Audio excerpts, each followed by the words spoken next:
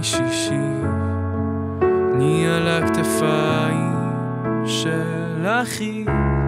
הסתכלנו על הארץ, תצפית נחלץ, ריקוד מתוך שיגעון שמתפרץ.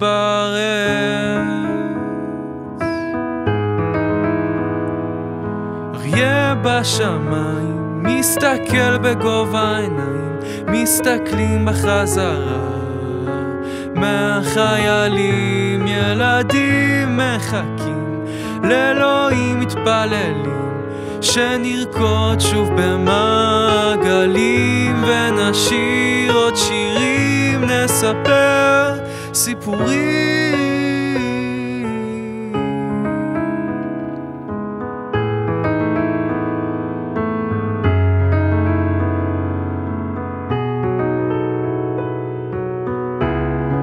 לישון עם עיניים פקוחות, רעמה מתנופפת ברוחות, הילה שעוטפת אותו,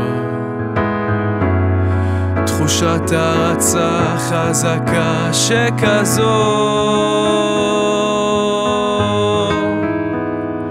אריה בשמיים מסתכל בגובה העיניים, מסתכלים בחזרה מהחיילים, ילדים מחכים לאלוהים, מתפללים שנרקוד שוב במעגלים, ונשיר עוד שירים, נספר סיפורים.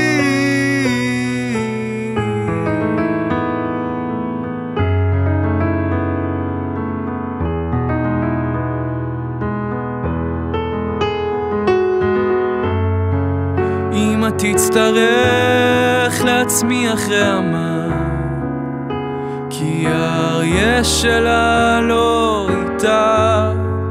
אמא תצטרך להצמיח רעמה, כי האריה שלה לא איתה. אמא תצטרך להצמיח רעמה, גור הופך אריה, הופך גיבור שנפל בקרב.